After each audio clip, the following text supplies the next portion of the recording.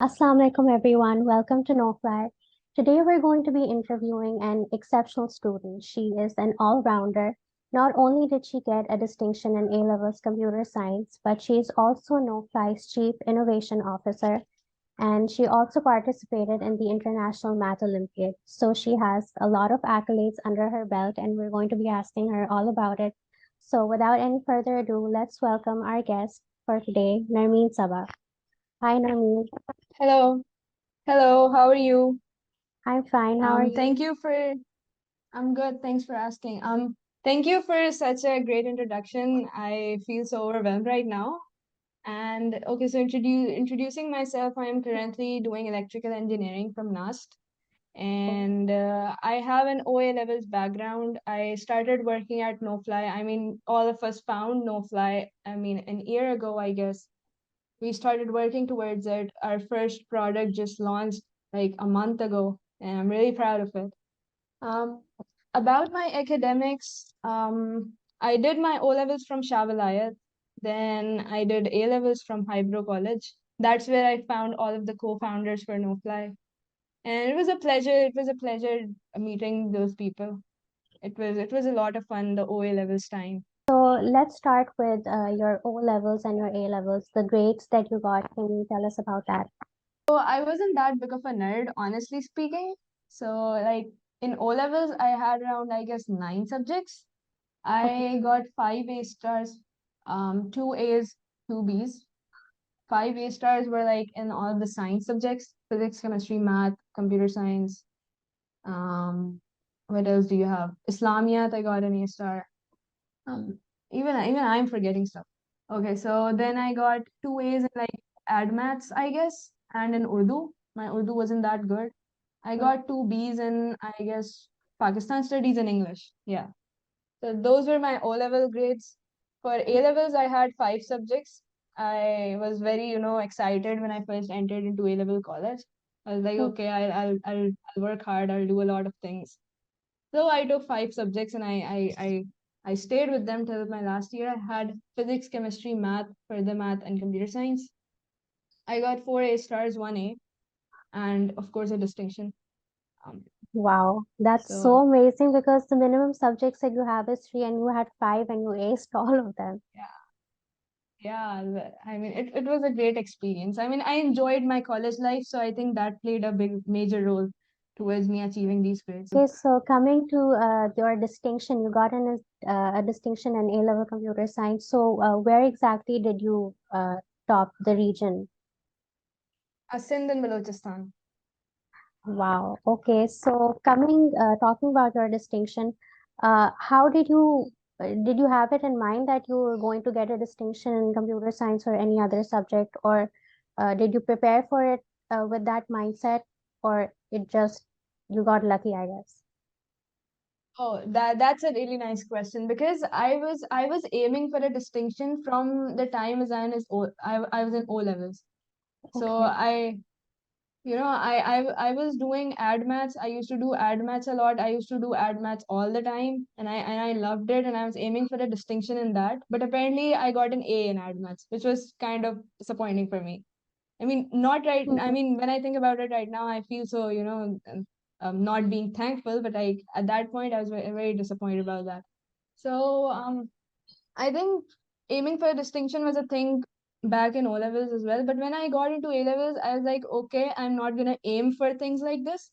But I was like, I'm gonna enjoy the things that I'm doing. So I started enjoying the subjects more rather than aiming for a particular goal. Of course, my parents wanted me to get A's. I got Mm. them, alhamdulillah.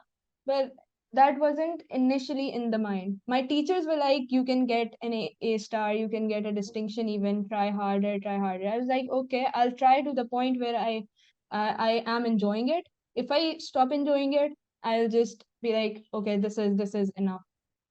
So I think me enjoying the fact that I started enjoying the subject led me towards distinction rather than me aiming for the goal. I guess that let the pressure off your mind for you to be able to Exactly. take it all in. Okay. Exactly. So, how long before the exam did you start preparing, or was it from day one that you were uh, very much into? the preparation and studying?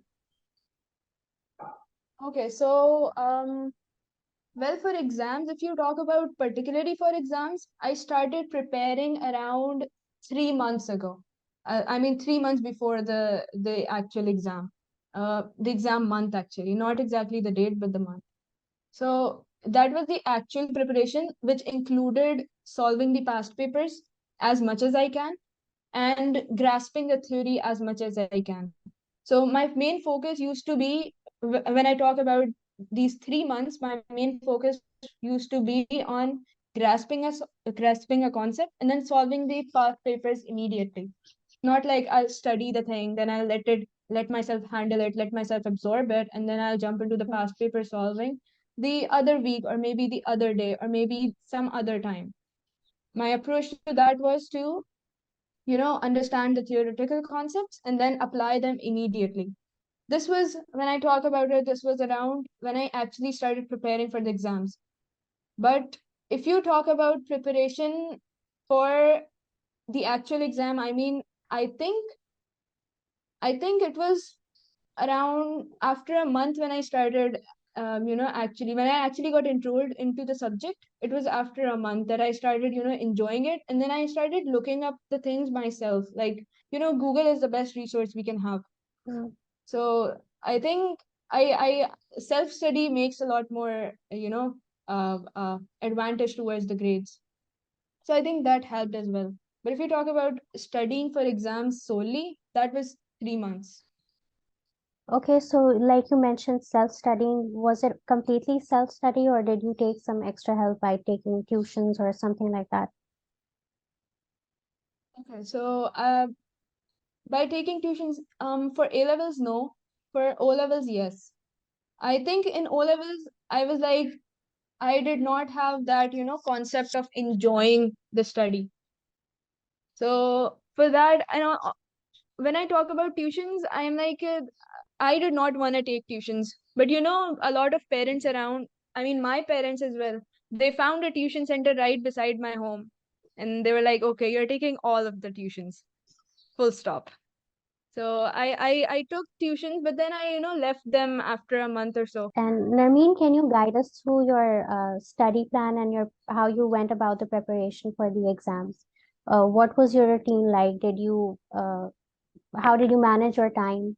For time management, one of the things that I would like to mention here, I don't think if I would like encourage it highly, but I would encourage it to some point. And it would be to get a break of social media. I remember when I was in A levels, and even till the first year of my university, I did not have Instagram on my phone. I used it to socialize, and not having Instagram on my phone does not mean I quit Instagram. Rather, I put it on my, the browser, on my phone's browser. So, which I mean, reduced my screen time a lot, genuinely. Like, if I compare it with my time in back in grade 9 when I started using Instagram, I think if you compare it with that, you'd call me addicted to social media back then. So I think this was one of the major things that played a role in my time management because it freed up a lot of time. Because like if you talk about it, it takes almost 20 to 30 minutes after you have used your phone and after you've switched it off completely. It takes 20 to 30 minutes for your brain to get normalized to the situation around. And after that only you can start focusing on things. Started, when I talk about quitting social media, not quitting exactly, but like refraining from social media for some time. uh, I did it with all of the platforms except for YouTube, because I think from YouTube I got a lot of support in terms of motivation and in terms of techniques to study.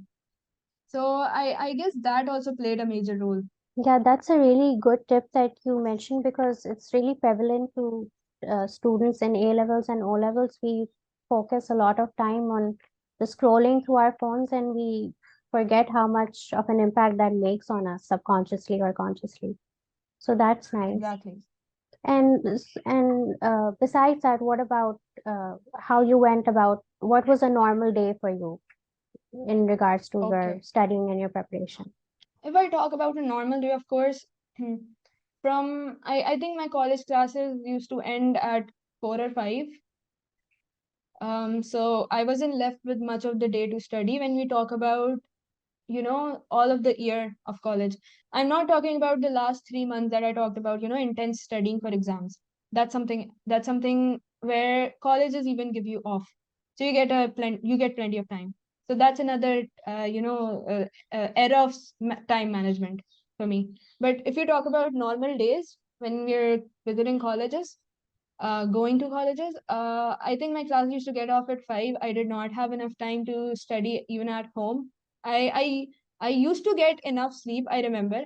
That's something I did not compromise on, and I would highly recommend no one to compromise on sleep, because when you're fresh, you can grasp all of the concepts in the class, and you don't even need self study then.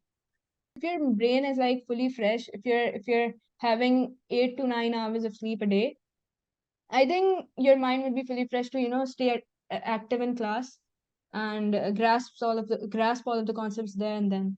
So that's what I used to do, And like, my diet plan used to be very very good. I used to, have a balanced diet, no, not like having pizzas. And I was, very conscious about when I talk about my time in A levels. So I think that Okay. also played a major role unconsciously. That was unconsciously. So I think you took a very holistic approach to everything because everything together made you get the result that you got. I wouldn't say that there was like this one thing because of which Hmm. I got a distinction. Hmm. I mean, it was all of the things together, of course. Sounds Right. for a good Taking YouTube small baby thumbnail, but steps towards the actual goal will exactly, help you achieve it. exactly. Do not skip the class. If you skip one class, it's okay to party. I mean, you can party after 5. Nobody's telling you to study.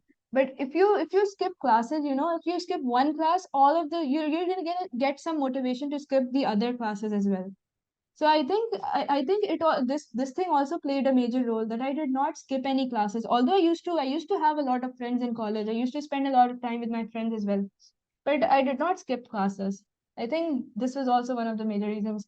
And grasp the concepts from the class. If there's a book called Atomic Habits, it also says take baby steps and you're gonna achieve a big dream. You're gonna achieve a big goal. So, uh, coming to your preparation, can you mention any resources that you use that would be helpful to students who are in A levels about to give their exam?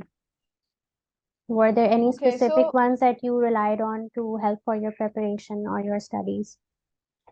most of the studies that I did were from my college notes. As I said, I did not skip classes, so I had like very good notes in college.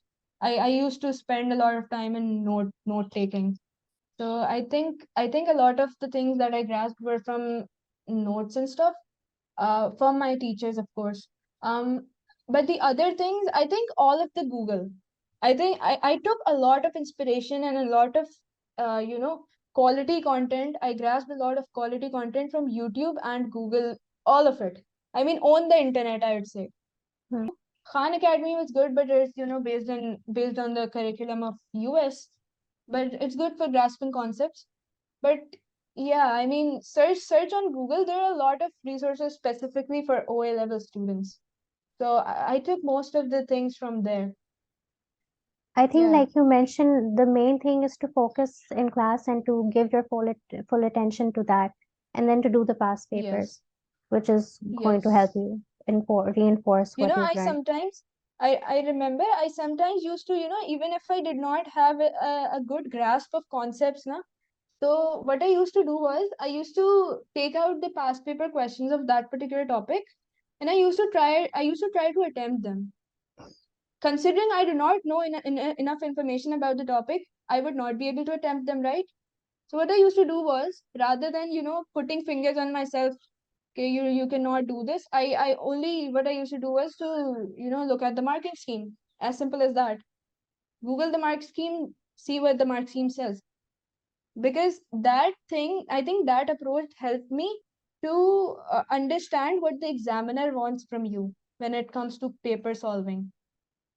So if you even if you do not have a full grasp on all of the concepts. I mean, there is a limit to human brain as well, of course, with respect to time, if you talk about it. So it's not like, it's not that you will be able to, sometimes you will be able to, but most of the times you might not be able to grasp all of the concepts, right? So the approach that I used for that was, consult the marking scheme. I love what you just said because you took charge yourself and you explored things yourself, which it just helps you in the longer run. You retain information better, and when you're excited about learning things yourself, you're you do them with more motivation. Exactly, yes, that is the whole point. Be motivated yourself, don't depend on teachers. That's true. I like that point.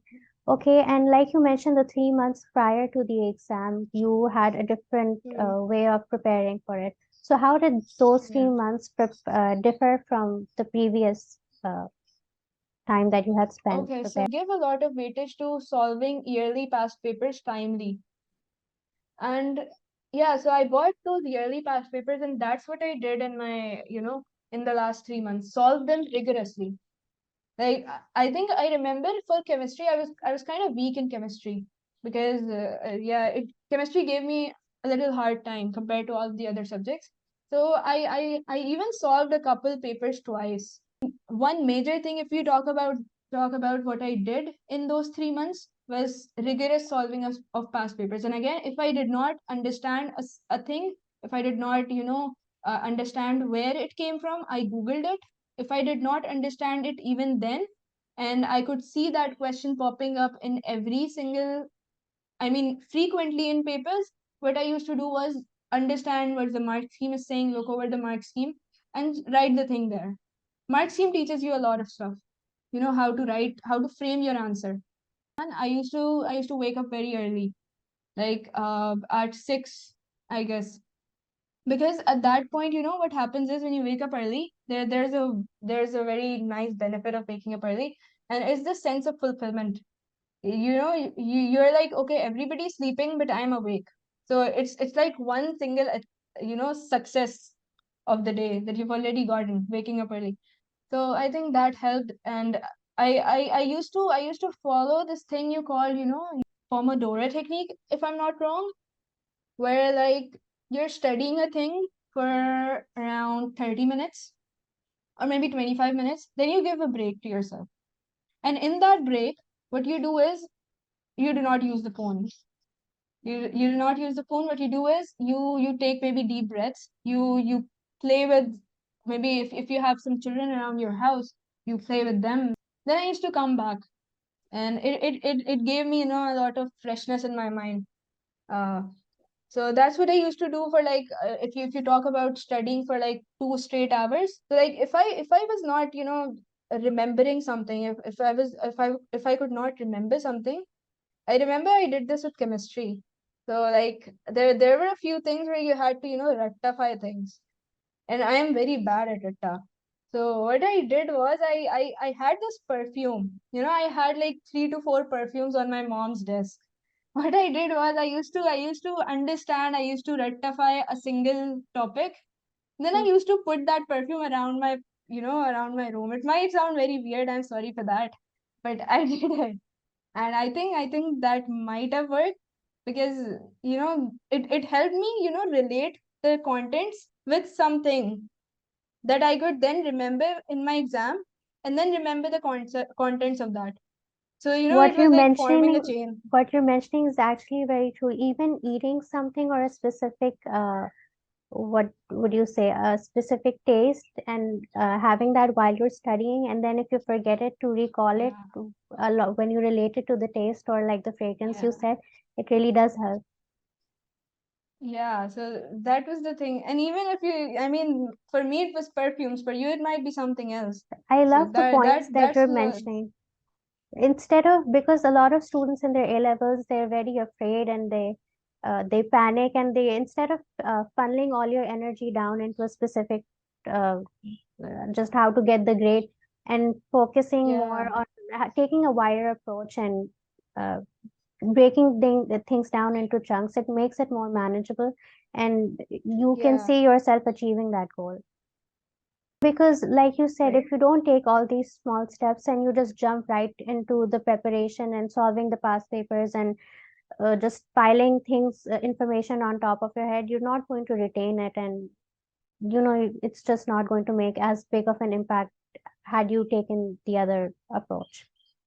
And what advice would you give to students now entering their A levels or are currently going to give their exams? Is there anything other, something else that you would like to mention to them to, get a good grade?